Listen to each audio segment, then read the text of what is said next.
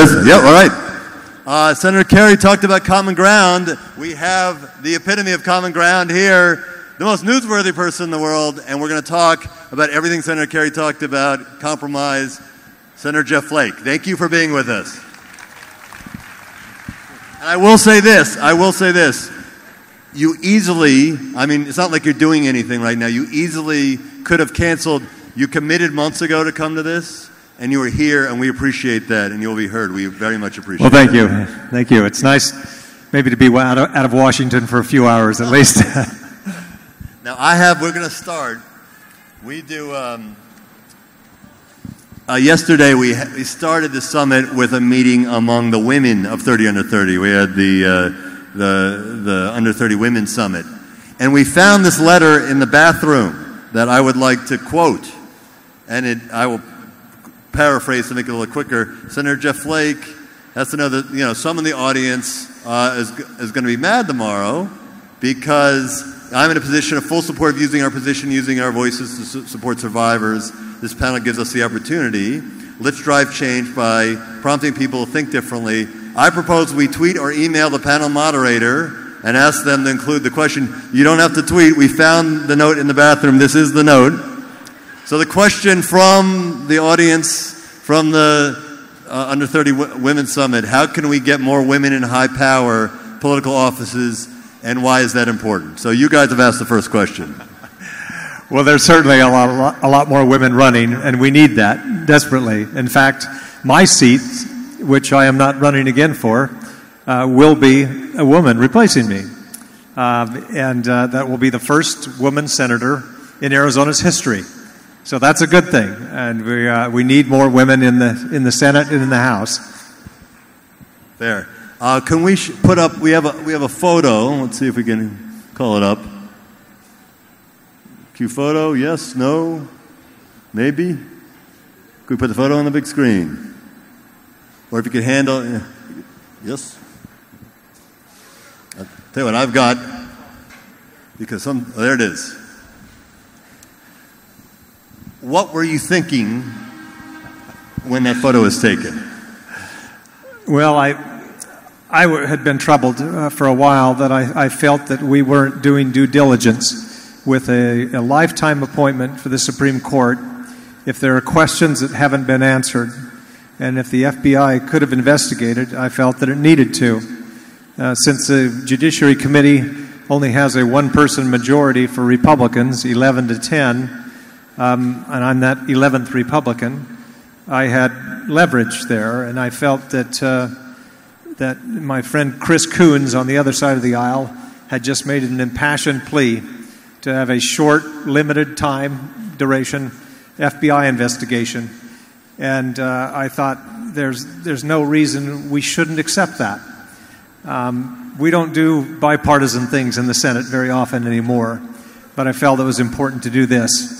And so I pulled Chris out of the hearing. We talked about it. We brought some others in, and we were able to make that arrangement. And right now, the FBI is investigating, and that's a good thing. We ought to have more information, not less.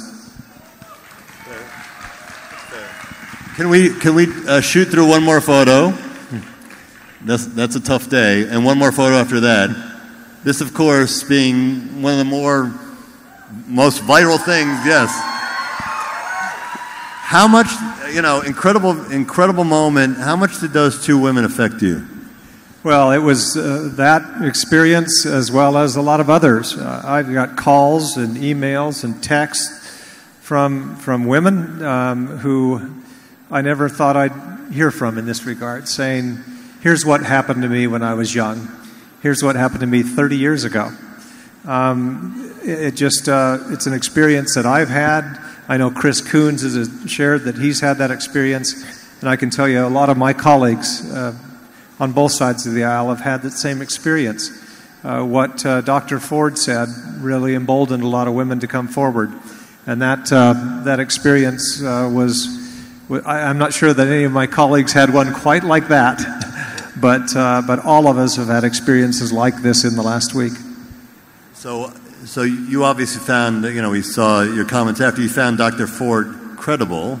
So how could you at least tentatively vote to confirm Judge Kavanaugh, knowing that you found Dr. Ford credible? Well, those who heard Dr. Ford, everybody, I think on my side of the aisle and the other side of the aisle, said she offered compelling, credible testimony. And then Bretty Kavanaugh came on and made an impassioned, very raw defense and rebuttal to what was going on. And so, and that was seen as very effective as well. And I've said before, you know, some people were turned off by the rawness of it, the anger. But I said at the time, had I been what I felt was unjustly accused, that's probably how I would have responded as well. So I don't know how, and I'd said the day before on the floor of the Senate, we may not have any more certainty after the hearing. And that's how I felt. There was a lot of doubt still. That's why it was important to have the FBI do more investigating and have more information, not less. Okay. So let's talk about the FBI investigation. And the New York Times has reported that there might be limits in terms of how many people are interviewed. The New Yorker just published a story last night, co-written by Ronan Farrow, who's a 30 under 30 honoree, about how some people who want to speak to the FBI can't figure out how to do it. Does that concern you? We certainly want the FBI to do a real investigation, and we are working to make sure that that happens. I've had discussions, many yesterday, with my colleagues, with the White House counsel's office. My staff is following up as well. I had one of those conversations just 5 minutes ago to make sure that that any current credible allegation that has been made is fully investigated. And will you will you continue to say you'll vote no if the FBI investigation is not to your liking? Well, we will certainly in the next couple of days be having dialogue with the White House counsel's office, making sure that it is up to standard. It does no good to have an investigation that just gives us more cover, for example. We actually need to find out what we can find out. And we have to realize that we may not be able to find out everything that happened. This is something that was a while ago. Some witnesses or potential witnesses may not want to cooperate, but for those that can and those who we can compel to cooperate, we've got to do a fulsome investigation. Did obviously Judge Kavanaugh was very, quite angry during his testimony, or impassioned, depending on which side of the aisle you're on. Did you find it too partisan? Did his partisanship worry you? Mentioning the Clintons and there's some Democrats who are saying, could we even get a fair shake if he was a Supreme Court justice? As somebody who forges compromise, did that bother you? I didn't like some of the more partisan references and the tone, particularly the interaction with some of my colleagues, with Amy Klobuchar, that he came back and apologized after a break. I don't like to see that. You feel that maybe you give him a little more leeway. I think I did, because of what he was being accused of. And as I said, if I felt that I was unjustly accused, I can't imagine that I would act differently than that. So, I'm not, I don't want to politicize the court. The Supreme Court is one of the last bastions of trust, of an institution with which Americans have trust. And the Senate as an institution is having issues as well. And that's why Chris Coons and I felt that it was important to hit the brakes here and to make sure that we can give, our colleagues more confidence that we've done all the investigating. Two, the country needed to see this as well, that we had taken this very seriously. The move with Senator Coombs, the compromise, which, again, led to the FBI investigation, why haven't you used that more? I mean, with the Senate is so split, and before the passing of John McCain, it literally was a one-vote swing. Why haven't you used that leverage more? It's tough. There's just no incentive right now politically to reach across the aisle. When you do, it ends up in your opponent's campaign ads. And it's a shame. It really is, because the institution of the Senate, which really the rules are set to foster compromise, the filibuster rule, requiring 60 votes, that means you've got to reach across the aisle, because it's very rare.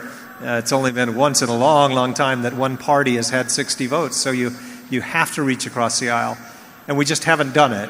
I felt so strongly a few years ago about it that we needed to prove that Republicans and Democrats can get along that I literally marooned myself on a deserted island in the middle of the Pacific with Martin Heinrich, a Democrat senator from New Mexico. And we, with no food, no water, to survive for a week. We managed to do so. We got back here, went around to talk about bipartisanship and how it's needed, why it's needed. This was in 2014. And Stephen Colbert ran a clip on his show of us trying to spear fish and starve. And he said, Jeff Flake and Martin Heinrich proved once and for all Republicans and Democrats can get along if death is the only option. So for what it's worth, we've empirically shown that that compromise and working together can work. There's just far too little of it in the Senate. Now, you did not, very publicly, you did not support President Trump. You did not vote for him. What does it feel like right now to be somebody, the Republicans aren't happy with you, a lot of Democrats aren't happy with you. I mean, what does that feel like to be kind of the man without a country? That's what it feels like. It does. I could never warm to the president. Long before he ran, he talked about President Obama not being a citizen. I thought that itself is disqualified. You cannot do that. And then talked about John McCain in a derogatory way, and then talked about Mexicans in a derogatory way. And I just think that we've got to do better than that. We can't refer to our opponents, political opponents on the other side of the aisle, as losers and clowns. We have too big of issues to solve in this country than to just be partisan all the time. That's right. Well, I don't think anybody would disagree with you. So the question is, we're looking at an audience, people who are under 30. Yes. They have seen nothing but government dysfunction in most branches of government. Looking at them, what can you tell them about why they should have any faith right now in U.S. government? Well, I think that young people have to engage. When you look at some of the big things, issues we've got to solve, Social Security, health care, this is a thing that young people need to be concerned with, because Social Security may be around for me, but it certainly won't be around for you if we don't solve it. So it behooves all of you to be involved all that you can. As a Republican, I look out and say, we've got to broaden our appeal. In 2012, after Mitt Romney lost the presidential election, we did what we called an autopsy of our party and its policy, and determined that we had to appeal to a broader electorate and not just drill down on the base. And unfortunately, what we've been doing, got thrown in the garbage. Yeah, we've been driving down and drilling down on the base, and that only takes you so far. There are a lot of never-Trump Republicans who actually are actively rooting for the Democrats to take control of Congress. They're trying to break the fever of the GOP. What's your take on that? Well, I think that is the case. There is a big concern among a lot of Republicans, traditional Republicans, who believe in limited government, economic freedom, free trade, strong America, American leadership, and they see the policies that come out of the White House and say, where's our party? This isn't us. And they're looking, yearning for a more decent politics, for people to get along and to compromise where needed. Stand for your principles, yes, but understand that compromise is not a dirty word. So what's the future for the Republican Party? What's the path forward? I think the path forward is to return to that model. We saw a lot of it, and we were reminded of it in the past couple of weeks with John McCain's funeral. And to hear about how he and John Kerry, they just talked about it, worked on Vietnam. In my time, I've worked with Democrats to engage with Cuba, thinking that, hey, if we want to bring them closer to democracy, we ought to engage with them and show American values there. instead of shun them. So on a number of issues, but on the really big issues we need to solve, they cannot be solved just with one party. Not even a party with 60 votes. You've got to have both parties. Again, reading your book and Consciously Conservative, it's quite a departure from where the Republican Party is now. You called, you have these terms for President Trump: reckless, outrageous, undignified, things like that. Looking back, would it have been better if Hillary Clinton had won? I'm asking a Republican this. I don't know how we can assess the past that way. All I can say is moving forward, we've got to have a better politics for Republicans. Back in the time, I took the title of this book, I took the title of the book from Barry Goldwater. Barry Goldwater in the early 1960s, when he was going to run, there was a group of Republicans, the John Birchers, who were conspiracy theorists. They, were really outside of the mainstream. And there was a concerted effort to push them aside because we couldn't have, as they put it, this emblem of irresponsibility in the Republican Party. But yet, I think now that emblem of irresponsibility is governing, and we're going to have to move away from it if we're going to be a majority party in the future. Okay, so I'm going to ask the same question I asked John Kerry. You're going to need a job in about 2 or 3 months. Any interest in running for president, either as a Republican or an independent? I've said that I do hope that somebody else runs in the Republican primary.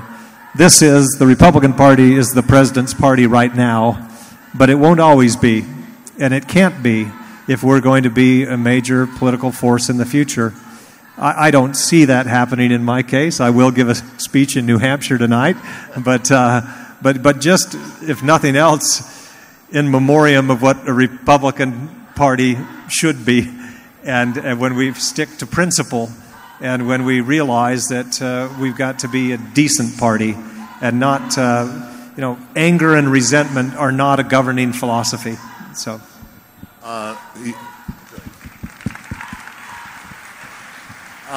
I'm struck, I will say, by having Senator Kerry and now Senator Flake. The common theme is compromise, and we're not getting anywhere unless we get good people from both sides to move forward. I have to give you, Senator Flake, a lot of credit. Again, you did not have to come here. You're having a very busy week. A lot of people want your time, but you honored your commitment, and it's in the spirit of compromise. So we appreciate your time. We appreciate you being here. And again, if we have a few more Jeff Flakes and a few more John Kerrys, we might get some things done. So, well, thank you, and I would encourage you, get involved, stay involved, run for office, support good candidates, and that's certainly what we need. So I applaud all of you for being here. Hold on, we have. It turns out that people are listening because news just came across the wire that the White House has instructed the FBI to interview anyone they want. So you did have an impact, sir. And that is because of this man here, Senator Jeff Flake. So thank you for what you do for America and for compromise. Thank you all. Thank you.